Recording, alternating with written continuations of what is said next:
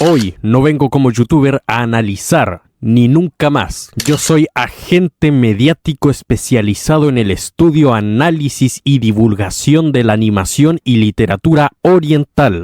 Freezer, el villano más icónico de todo Dragon Ball, fue arruinado por Dragon Ball Super.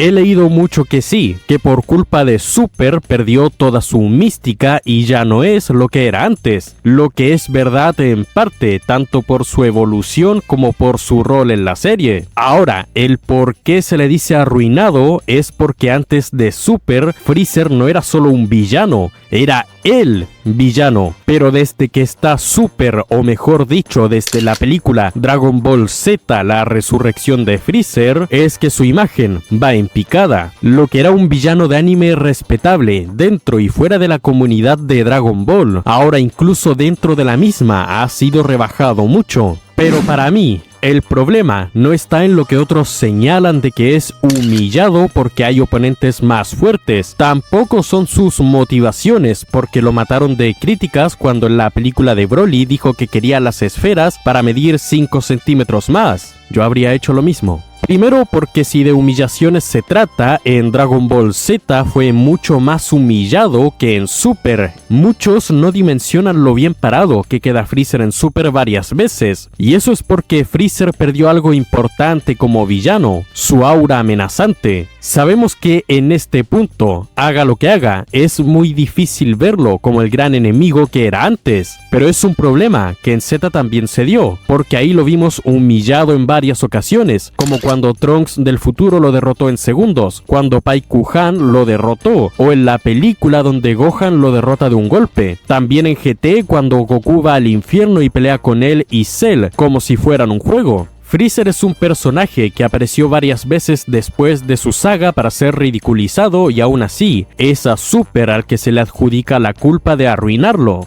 Una serie en la que lo vimos hacer sentir atemorizados a unos dioses por lo cruel que era, donde dijeron que él, por su actitud, parece más un dios de la destrucción, donde puso de rodillas y jugó psicológicamente con el antagonista más poderoso de esta parte, realizó masacres, torturó y engañó, hizo todas esas cosas dignas de un villano que lo dejan muy bien parado, pero aún así, insisten en que Super mató la mística y el respeto que imponía como villano, cuando si lo vemos en general, queda mucho mejor parado aquí que en Dragon Ball Z después de lo que fue su saga. El inconveniente es que nunca vuelva a imponer tanto como antes a pesar de que sea más poderoso. La vara queda tan alta que entonces lo que haga en Super no parece nada en comparación. Además, yo sé que me pueden decir que varios de lo que mencioné antes no es canon, lo de Pai Kuhan, la película de la fusión o GT, pero tienen que entender que en la comunidad de Dragon Ball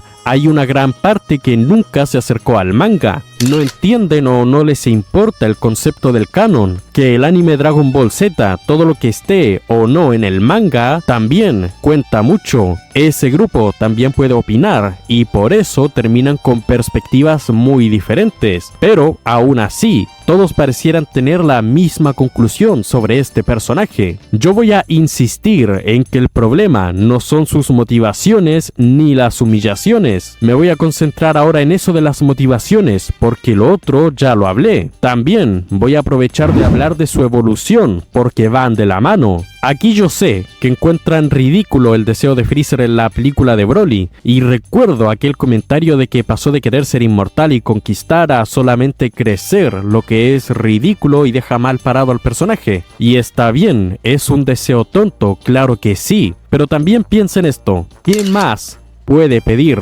Las esferas no pueden hacerlo el más poderoso del universo, a no ser que sean las que usó cierto personaje en el manga, pero no pensemos en eso. Y ser inmortal para él ya no es una buena idea, ya que en el infierno aprende que estar en un estado permanente puede ser mucho peor. Así que, ¿qué podría pedir realmente? ¿Saber cómo reunir las superesferas? Porque eso sería muy rebuscado. Y creo que aquí alguien me podría argumentar que hubiera sido un mejor deseo, el reconstruir su universo y todo lo que perdió. Pero tengo dos cosas que decir. Que en la resurrección de Freezer incluso le ofrecieron revivir a su padre y él se negó porque sería un estorbo. Entonces a Freezer le da lo mismo recuperar eso del pasado, él quiere crear algo nuevo. Eso es lo que yo entiendo con esa escena. Aparte del hecho de que muchos de sus subordinados ya no le servirían ahora como antes y porque queda claro que les da igual. Muchos dicen que es torpe también porque les dio a Goku y Vegeta otro aliado Saiyajin, pero al final de la película él mismo dice que no ha terminado con ellos. Se entiende que todavía puede usar a Broly a su favor. Freezer no perdió nada en esa película realmente. Entonces, volviendo al tema de la motivación, a mí me parece que esa parte está bien. Hasta diría yo que evolucionó, porque no es como en Z o en la película de la resurrección, que se confiaba y a causa de eso perdía. Ahora toma todo con calma, piensa a largo plazo, busca el momento ideal. Me podrían señalar que en el manga tras derrotar a Goku y Vegeta los dejó vivir cuando podía matarlos. Yo en esa escena entendí que Freezer los quería vivos para algo. ¿Qué es ese algo? No sé, porque la historia se pasó a otro rumbo. Si hipotéticamente resulta que los dejó vivos porque quería divertirse torturándolos, lo que dije ahora de que evolucionó envejecería mal, porque probaría que no aprendió realmente. Pero dejaré eso al tiempo y mencionaré la escena no para defenderla, sino como algo que todavía está por verse, qué pasará. Y en caso de que algo no haya quedado claro, lo voy a repetir. La motivación principal de Freezer es ser un conquistador, expandir su ejército y seguir conquistando el universo, lo que es lo mismo tanto en Z como en Super. El deseo de ser inmortal fue algo secundario para poder gobernar eternamente. Sin embargo, ese deseo ya no lo quiere, porque sabe, repito, que el estado de ser permanente puede ser peor. Dicho eso, ¿por qué se cree en realidad que Super lo arruinó? Para mí, no fue porque perdió su aura amenazante o porque fue humillado ni por sus motivaciones o caprichos, sino porque es un personaje muy innecesario en Dragon Ball Super. En Z y GT, a pesar de que para mí lo humillaron peor, creo que todos tenemos la idea de que son partes en que su momento ya había pasado. Su protagonismo era su saga, obviamente. Después es la historia de cualquier villano. De ahí en más es como gracias, siguiente. Por eso no importaba lo que hicieran con Freezer, porque era el pasado y había que enfocarse en nuevas amenazas que eran más poderosas. Si aparecía, se le respetaba, porque sabemos lo que fue, y se entendía que su época de gloria pasó, logrando que nadie se amargara la existencia por lo que le pasara. En la resurrección de Freezer, sin embargo, volvió la expectativa, porque volvía a ser un villano principal y había un enorme precedente de lo que fue. Al final, no fue para mucho. La película no se sintió como una venganza letal, no hubo tensión, no hubo atmósfera, y aunque destruyó el planeta, fue una consecuencia sin peso, porque lo arreglaron en menos de 5 minutos. Si a lo mejor terminaba con la Tierra sin ser reparada, y Super iniciaba con los buenos queriendo reparar todo, sabiendo que Freezer pudo haber sobrevivido a la explosión, hubiera sido un buen cierre y Freezer quedaba bien parado. Pero no pasó, lo mataron de nuevo y en la serie no mejora nada. Y la cosa no acaba ahí, porque revive de nuevo al finalizar Dragon Ball Super, y antes estuvo en el torneo estando muerto. Admito que su papel ahí trajo cosas épicas, el cierre donde pelea en equipo con Goku es buenísimo, pero después, ¿qué se hace con Freezer? Se va y hace lo suyo. Sabemos que vuelve a conquistar, pero aunque Freezer esté vivo, no se siente como una amenaza real. Es más, nadie se preocupa porque ande vivo, salvo Vegeta, pero dentro de la historia y fuera de la misma, es totalmente indiferente que el villano esté con vida. Si a eso le sumamos el hecho de que Dragon Ball ahora tiene muchísimos elementos para resolver las cosas, personajes muy fuertes que le ponen el alto sin problemas a Freezer, es muy difícil que vuelva a sentirse como un peligro. Todos piensan más en los nuevos villanos que en él.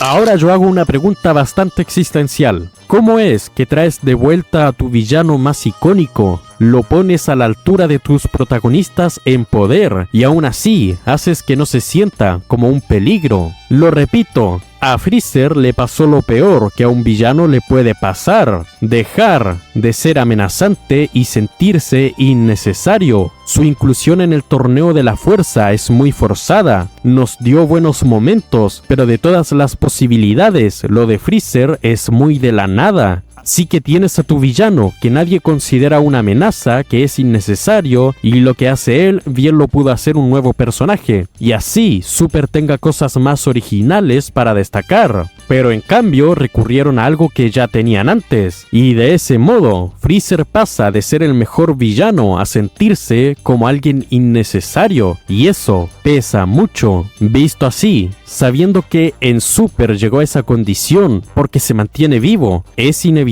no decir que es aquí donde se arruinó, porque la película podrá sentirse innecesaria también, pero si se quedaba muerto, no habría drama. Así que yo puedo entender y puedo concordar por este lado si se dicen que se arruinó, porque en serio, cuando un villano pierde lo que lo hace ser un villano, todo está arruinado. Solo que yo no creo que sea por las humillaciones y ese chiste de los 5 centímetros, sino porque narrativamente no hay propuestas interesantes ni parece que las habrá. Ojalá me equivoque y sí las tenga, pero eso lo decidirá el futuro. Ahora yo quiero saber la opinión de quien vea este video, porque yo digo esto no para tener razón. A mí me causa satisfacción personal analizar y compartir lo que pienso, y ese es el principal motivo. Sé que al fan de Dragon Ball promedio no le gusta analizar y cree que el análisis de este tipo es para tirar hate. Yo no pienso así. Pienso que el que se detiene con criterio a analizar la obra es porque tiene más aprecio, porque pone más atención. Analizar no es sinónimo de tirar hate ni de perder el gusto. Es otra forma de mostrar tu gusto, pero no todos entienden eso. La mayoría son más de decir que un fan no critica y solo disfruta, de no tener un pensamiento crítico y bueno, cada quien a lo suyo con eso. Por mi parte,